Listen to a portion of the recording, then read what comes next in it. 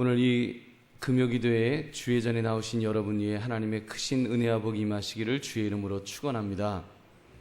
오늘 우리가 함께 나눌 말씀의 제목은 용서함으로 기도하는 방법, 용서함으로 기도하는 방법입니다.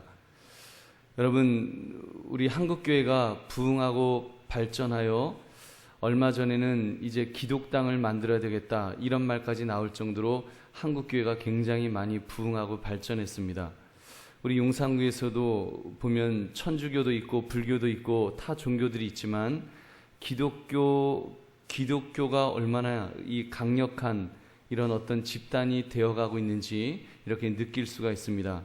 어제 용산구 교구협의회에서 그 속한 목사님들을 모시고 미군 부대 안에서 이제 식당에서 워크숍을 가졌습니다. 구청장과 또 여러 과장님들이 함께 참석했는데 이 교회라고 하는 단체가 제법 힘이 센 단체가 되었다는 생각을 가지게 되었습니다. 구청장님도 기독교인으로서 또 적극 교회를 돕겠다는 그런 의사를 여러 번 밝히기도 했습니다. 우리나라도 보면 대통령을 보아도 이승만 대통령도 기독교인이었었고 적어도 3명 이상이 기독교인 대통령이 배출된 또 장로님이 대통령이 되는 일까지 이렇게 있었습니다. 짧은 기독교 역사를 생각하면 이 기독교의 위상이 굉장히 높아졌다는 것을 알 수가 있습니다. 근데 여러분, 이렇게 교회가 힘이 세지고 예수 믿는 사람들의 영향력이 커지면 커질수록 한 가지 문제가 생깁니다. 문제가 생겼습니다. 그것은 예수 믿는 사람들의 성깔이 점점 나빠져 간다는 사실입니다. 그 대표적인 것이 용서하는 감정을 잃어버리고 있지 않는가라는 생각을 하였습니다. 원래 기독교는 사랑의 종교요, 또 이 사랑을 하려면 용서가 반드시 따라와야 하는데 이 사랑은 있어요. 기독교에 여전히 지금 이 시대에도 사랑이 있습니다. 근데 이 사랑이 보면은 높은 곳에 군림한 자로서 긍휼, 동정을 베푸는 쪽에서는 표현이 되지만 여러분, 이 사랑이 정말 누군가를 용서해주는 낮은 쪽에서의 사랑은 우리가 잃어버리고 있지 않는가, 그런 생각을 해봅니다. 여러분, 한번 여러분의 감정 상태를 한번 점검해 보십시오. 적어도 우리가 오늘 용서함으로 기도하는 방법, 이 밤에 기도하는 방법에 대해서 우리가 함께 말씀을 나누면서 내 마음속에 과연 이 용서라는 감정이 내게 풍성하게 있는지 한번 점검해 보자는 것입니다. 여러분, 제 스스로를 한번 자아 비판을 해보면 용서가 많이 사라져가고 있는 것 같습니다. 저만 해도 목회자이다 보니까 그래도 교회 안에서는 100번, 1000번 용서할 수 있습니다. 그래도 성도들이니까, 또 성도들은 그래도 목회자를 대할 때 경우가 있으니까 그래도 용서해 줄 수 있고 용서받을 자격도 있고 이렇게 용서가 가능합니다. 그러나 교회 밖에서 누군가 나를 목사로 대해주지도 않고 더구나 누군가 교회에 불이익을 주거나 어떤 손해를 끼치려고 한다면 가만히 있지 않겠다는 비장한 각오가 제게도 있습니다. 예를 들면 만약에 재개발하는데 우리 교회에 불이익을 준다, 재개발하는데 저도 포크레인 불도저 밑에 들어 눕겠다, 이런 마음이 제 마음속에도 있습니다. 한치의 양보도 안 하겠다, 내가 죽으면 죽으리라, 그런 마음이 제게도 있습니다. 목사의 사고방식이 이 정도 수준이니 우리 일반 성도들은 어떻겠습니까? 교회 밖뿐만 아니라 때로는 교회 안에서도 깨끗하게 정말 용서하지 못하는 그런 생각들이 우리 속에 얼마나 많이 있느냐는 것입니다. 여러분, 참으로 안타까운 것은 우리가 용서하지 못한 상태에서 우리가 만약에 용서하지 않는 것이 당연한 것이냐, 우리 때로는 용서하지 못하지 이런 상황인데 어떻게 용서합니까? 우리가 만약에 그런 감정을 그대로 가지고 있는 채 만약에 기도하려고 한다면 오늘 성경은 분명히 말씀합니다. 기도가 막힐 것이다. 우리 하나님이 그 기도를 듣지 않으신다는 것입니다. 이 밤에 함께 나누고자 하는 말씀은 바로 이 부분입니다. 우리가 기도할 때 용서함이 있어야 한다는 사실, 만약 용서하지 않고 기도하게 된다면 그 기도가 제대로 응답되지 않는다는 사실을 우리가 이 밤에 깨달으시기를 주의 이름으로 축원합니다.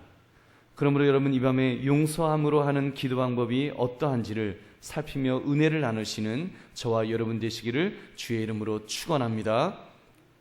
오늘 본문은 예수님께서 기도하는 요령으로 용서에 대한 비결을 가르쳐 주셨습니다. 우리 25절 말씀 다시 한번 같이 읽겠습니다. 시작. 서서 기도할 때 아무에게나 혐의가 있거든 용서하라. 그리하여 하늘에 계신 너희 아버지께서도 너희 허물을 사하여 주시리라 하시니라. 아멘. 보면 서서 기도할 때, 우리가 기도할 때 반드시 필요한 것이 있는데 그것이 바로 용서라는 것입니다. 내가 지금 우리가 오늘 금요기도에 나왔는데 지금 금요기도에 나오려고 나오시다가 만약에 누군가와 혐의가 있는 일이 있거든. 그 사람 너무 밉다. 그 인간이 왜 그러냐. 내 복수할 거야. 막 그런 마음이 내 마음속에 만약 그런 마음이 남아있다면 먼저 용서하고 나서 오라는 것입니다. 용서한 후에 그 문제를 푼 후에 그 다음에 와서 기도하라는 것입니다. 그 말씀은 그것을 풀지 않고 내가 누군가를 여전히 용서하지 않는 그 마음을 가지고 교회에 나와서 기도할 때 우리 하나님께서 그 기도를 제대로 듣지 않으신다는 말씀입니다. 물론 안 하는 것보다 낫겠지요. 나와서 그래도 기도라도 해야지. 그러는 중에 또 용서하는 마음이라도 생기기 때문에 그래도 나와야 되겠지만 여러분 오늘 이 밤의 기도가, 이 밤에 우리의 기도가 정말 효과 있는 기도가 되려면 내 마음속에 여러분 누군가를 미워하는 마음이 없어야 될 줄로 믿습니다. 여러분 내 마음속에서 용서하는 마음이 먼저 전제되어야 한다는 것입니다.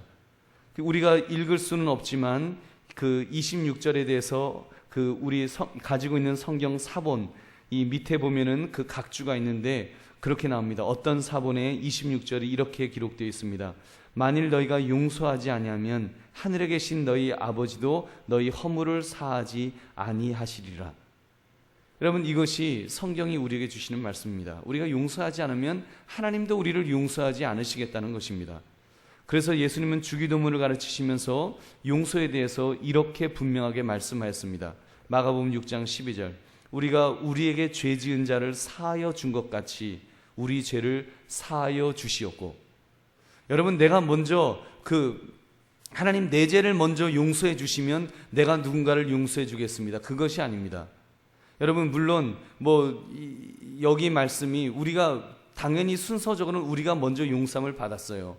구원받는 용서는 받았습니다. 그러나 우리가 누군가를 우리의 죄를 고백할 때 내가 구원받은 자임에도 불구하고 우리가 살아가면서 주님 앞에 회개해야 될 문제가 있을 때 그 문제를 가지고 주님 앞에 나올 때에 분명히 주님은 가르쳐 주셨습니다. 우리가 우리에게 죄 지은 자를 사하여 준 것 같이 우리 죄를 사하여 주옵소서. 여러분 여러분이 주님 앞에 기도하시면서 죄 용서를 구하시면서 먼저 하나님 나에게 죄 지은 자를 용서합니다. 우리가 그거를 그렇게 고백하고 그렇게 인정하고 내 죄를 고백하고 있는지요? 여러분 우리 주님께서 분명히 그렇게 가르쳐 주셨다는 것입니다. 먼저 용서를 해주고 그 다음에 너의 용서를 구해라. 이것이 순서라는 것입니다. 기도의 방법을 알려주신 것입니다. 여러분 이렇게 우리 용서를 할 수 있는 저와 여러분 되시기를 주의 이름으로 축원합니다. 이 말씀의 대표적인 비유의 말씀이 1만 달란트 빚진 자의 비유일 것입니다. 마태복음 18장을 보면 어떤 왕이 1만 달란트 빚을 탕감하여 준다는 내용이 나옵니다. 1만 달란트는 요즘 돈으로 환산하면 이게 계산이 안 될 정도로 어마어마한 숫자입니다. 아주 대기업도 아마 삼성 정도 되는 기업이 겨우 만질 수 있는 그런 금액의 액수입니다. 그것을 아무 조건 없이 다 탕감을 해 주었다는 것입니다. 그 빚을 다 탕감받았을 때 그 사람이 얼마나 기뻤을까요? 그 사람은 펄쩍펄쩍 뛰며 좋아했을 것입니다. 근데 문제는 그 다음에 터졌습니다. 모든 빚을 탕감받아 마음이 홀가분해진 이 사람이 이제는 100데나리온, 우리 돈으로 하면 600만 원 정도, 한 1000만 원 정도의 돈을 꾸어주었었는데 그것을 받을 수 없게 되었습니다. 그때 그 100데나리온 빚을 진 사람을 용서하지 않았다는 것이 예수님께서 하신 비유의 핵심입니다. 여러분 생각해 보십시오. 100데나리온, 100데나리온. 결코 요즘 계산으로 해도 적지 않은 돈입니다. 600만 원, 1000만 원, 여러분 적은 돈입니까? 아니 뭐 그까짓 돈 1만 달란트 빚도 다 상감받았는데 그까짓 거 뭐 용서해 주지, 그럴 수 있는 액수는 아닙니다. 여러분 상당히 큰 돈이에요. 여러분 우리가 그 돈 쉽게 용서해 줄게, 탕감해 줄게 이렇게 말하기 쉽지 않은 것입니다. 지금 주님께서 그 말씀하시는 거예요. 그렇습니다. 우리가 용서해 주어야 할 빚은 결코 작은 것은 아닙니다. 작기 때문에, 하잘 것 없기 때문에 용서해 주어라, 이 말씀이 아니라는 것입니다. 여러분 그러나 그렇다고 그 1만 달란트처럼 절대로 용서해 줄 수 없는 그런 액수는 아닙니다. 그거 100데나리온 용서해 주어도 600만 원, 1000만 원 못 받아도 나 굶어 죽지 않습니다. 여러분 그것 때문에 망하지 않습니다. 그 정도예요. 여러분 예수님께서 말씀하시는 용서는 그런 것입니다. 하나님께서 우리에게 요구하시는 용서의 분량이 저는 딱 그만큼이라고 생각합니다. 쉽게 용서해 줄 수 없을 정도로 큰 용서, 그러나 용서해 주어도 내가 죽지 않을 정도의 용서를 우리 하나님께서 요구하시지 않으실런지요. 여러분 우리가 용서해 주고 너 죽어라, 하나님께서 그렇게는 안 하실 것 같아요. 여러분 하나님은 분명히 우리를 아시기 때문에 하나님은 우리에게 100데나리온 빚을 진 사람, 그것을 용서해 주지 않은 것에 대해서 책망하고 있다는 것입니다. 여러분 1만 달란트 빚을 탕감받은 사람, 여러분 이 사람이 그 돈 굉장히 아까웠을 거예요. 그래서 용서하지 못한 것입니다. 그래서 용서 못한 거예요. 그리고 우리 예수님은 용서하지 못한 사람의 최후에 대해서 이렇게 기록하고 있습니다. 마태복음 18장 32절부터 34절 말씀 우리 같이 읽어보겠습니다. 시작. 이에 주인이 그를 불러다가 말하되 악한 종아, 내가 내 빚을 전부 탕감하여 주었거늘 내가 너를 불쌍히 여긴가 같이 너도 내 동료를 불쌍히 여김이 마땅하지 아니하냐 하고 주인이 노하여 그 빚을 다 갚도록 그를 옥졸들에게 넘기니라. 아멘. 얼마나 무섭습니까? 여러분 용서해 주지 못할 때 하나님께서는 더 큰 빚을 우리에게 요구하시면서 그것을 갚으라고 요구하신다는 것입니다. 용서 못 받는다는 이야기입니다.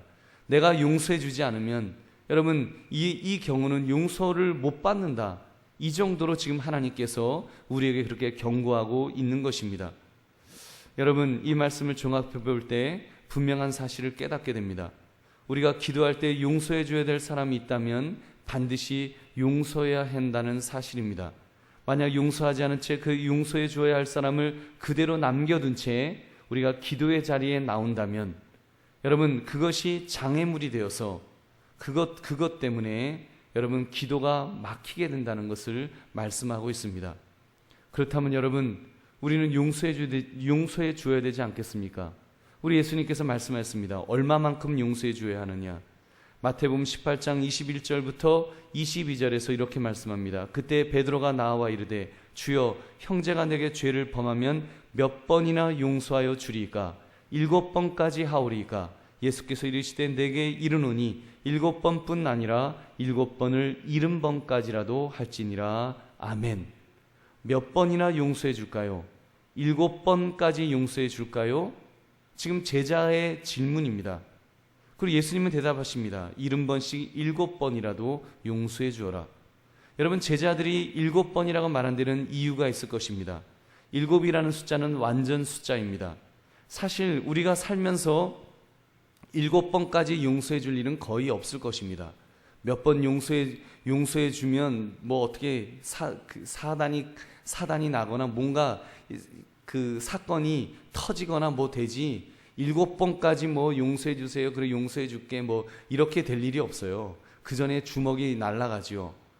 여러분 그 지금 주님 하신 그 제자들이 한 이야기는 그래서 7번이라는 숫자, 사람이 용서해 줄 수 있는 어떻게 보면은 최대치의 숫자가 7번이라는 것을 생각하면서 예수님 7번까지 용서해 주면 그러면 용서를 충분히 해준 것 아니겠습니까? 이 질문을 했습니다.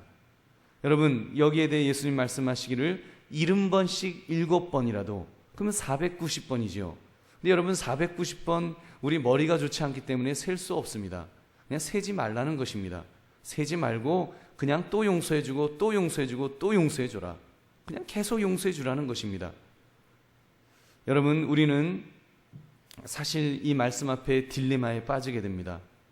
그래도 한번 7번쯤 아니 70번쯤은 용서해 줄 수 있다면 그것까지 70번까지는 어떻게 해보겠는데 이게 뭐 계속해서 무한대로 용서해 주라고 하면 이게 용서가 되겠는가?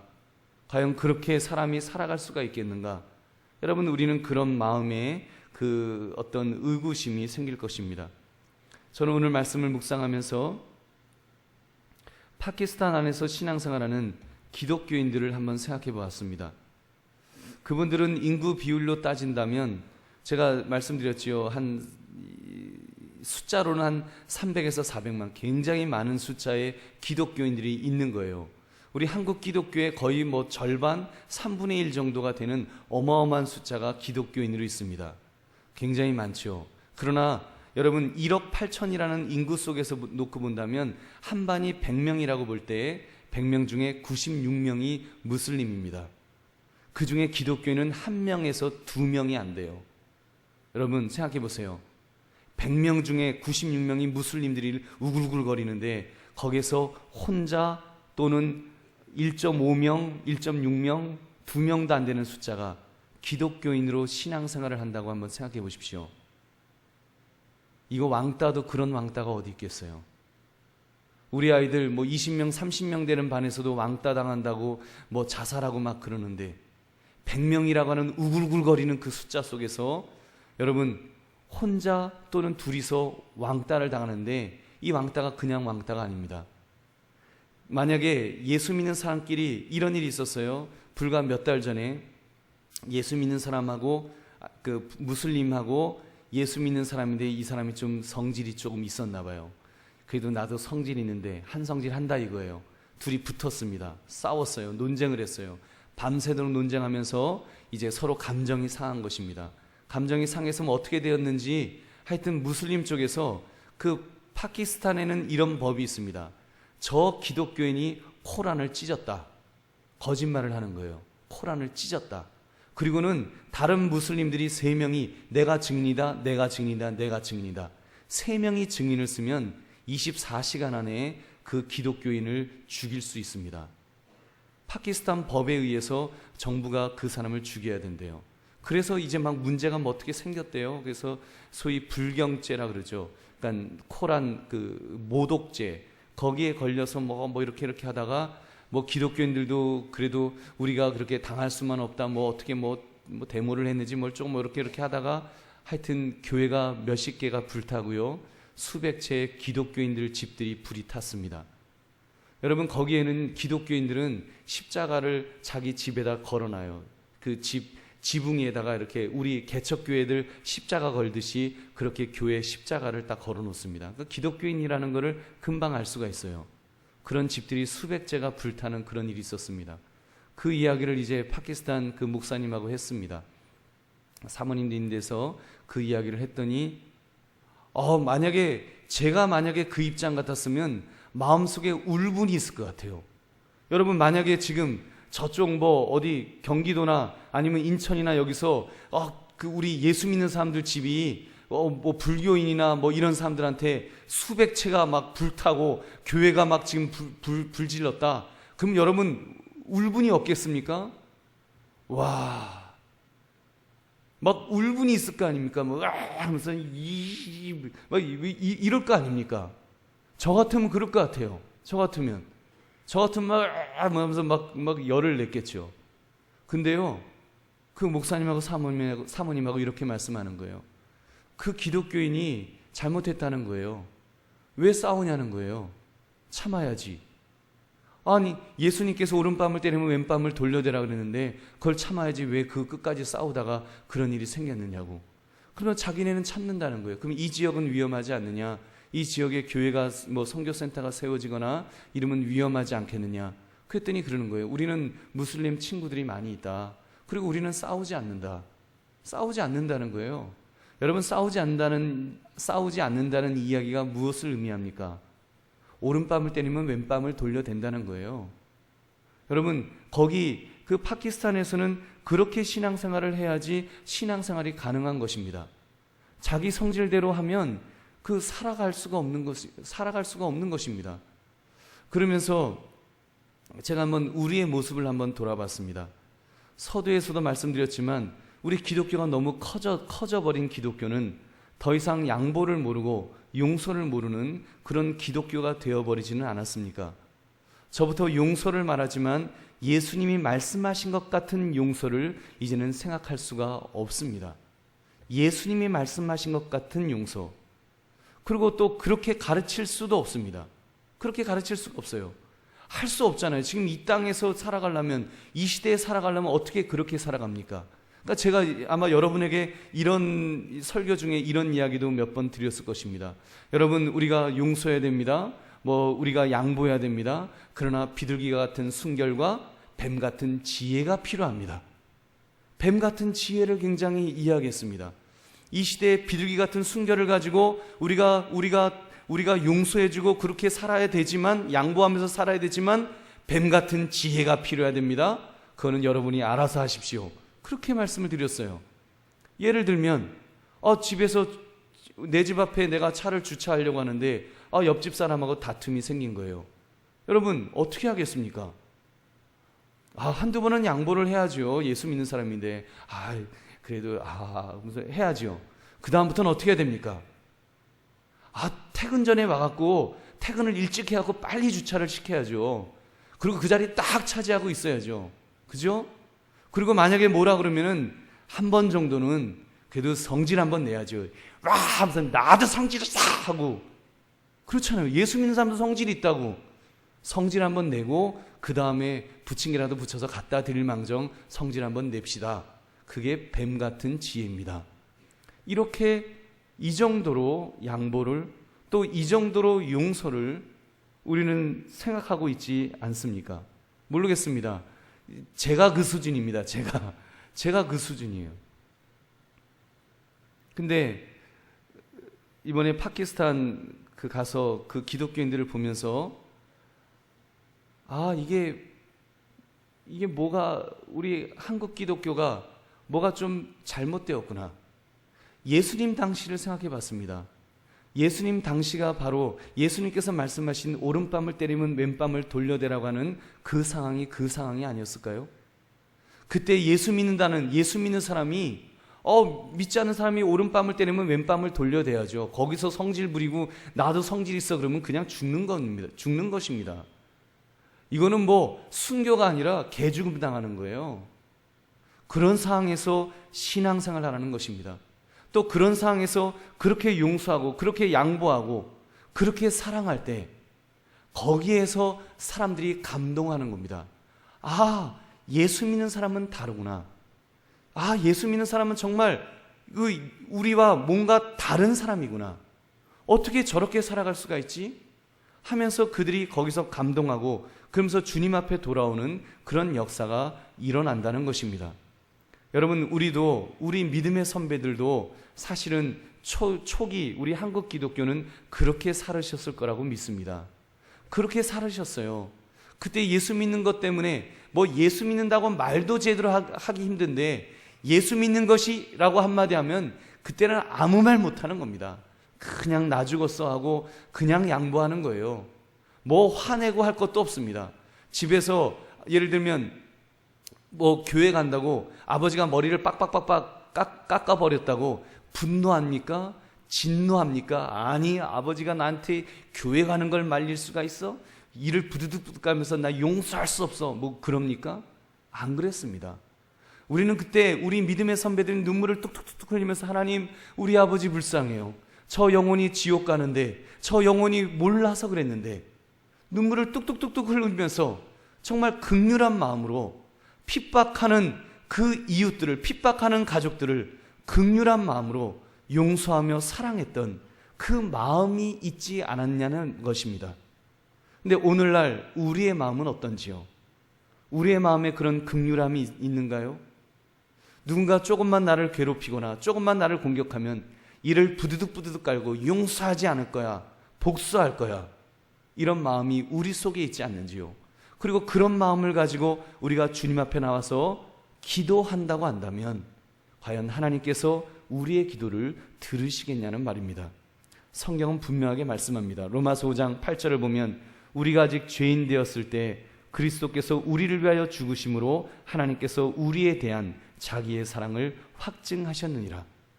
여러분, 우리가 형편없었을 때, 정말 내가 죄인 되었을 때 하나님은 우리를 사랑하셨다고 말씀하십니다.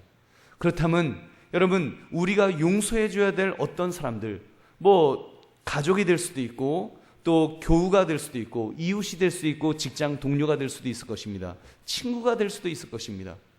그들이 자격이 없어도, 여러분, 자격이 있기 때문에 용서를 하는 것이 아닙니다. 그 사람은 받을 수 있을 만한 자격이 있어. 그러면 누가 용서를 못하겠어요? 도저히 용서 못하겠는 거예요. 인간 같지 않은 것입니다. 저게 인간이냐? 저런 걸 어떻게 용서해 주냐? 그런 사람을 용서하는 것이 여러분, 주님께서 말씀하시는 용서가 아니겠습니까? 왜냐하면 우리가 바로 그랬기 때문에, 우리가 죄인 되었을 때, 내가 하나님 앞에서 죄인 되었을 때 하나님께서는 아들을 십자가에서 죽이시기까지 우리를 그렇게 용서해 주셨습니다. 우리가 그런 사랑을 받았는데, 그런 용서를 받았는데, 우리는 이미 그렇게 1만 달란트 빚을 이미 탕감을 받았는데, 우리가 100데나리온의 빚 정도를 그거를 탕감해 주지 못한다면 여러분, 하나님의 책망을 받는다는 것입니다. 여러분, 예수님 말씀하셨습니다. 마태복음 5장 44절에 나는 너희에게 이르노니 너희 원수를 사랑하며 너희를 박해하는 자를 위하여 기도하라. 박해하는 자를 위하여. 여러분, 박해가 꼭 총칼을 갖고 박해하는 것이 박해입니까?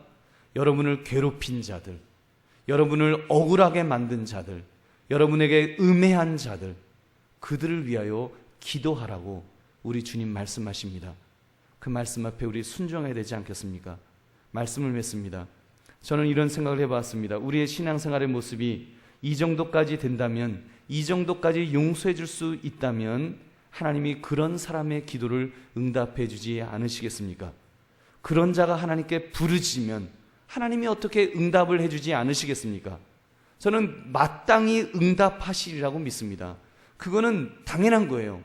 용서하는데 주님 말씀하신 대로 그냥 계속 용서하는 거예요. 계속 용서하면 어떻게 생각하면 우리 살 수가 없죠. 우리가 어떻게 이 땅에서 제대로 살 수가 있겠습니까? 못 살 정도로 용서해 주는 거예요. 내가 살 수 없는 겁니다. 다 권리를 포기하고 내려놓으면 누가 책임지셔야 되겠습니까? 우리 하나님 아버지가 책임져 주셔야 될 줄은 믿습니다. 하나님이 책임져 주시는 것입니다. 하나님이 붙들어 주시는 것입니다. 그런 사람이 눈물을 흘리면서 주여, 나의 문제가 있습니다. 나의 어려움이 있습니다. 나의 문제를 해결해 주시옵소서 기도하면 우리 하나님께서 응답하여 주실 줄은 믿습니다. 하나님은 당연히 우리의 편이 되어 주실 것입니다. 용서해 주는 자의 편이 되어 주실 것입니다. 여러분, 그런 신앙생활하고 또 그렇게 우리 기도할 수 있는 그런 저와 여러분 되시기를 주님의 이름으로 축원합니다.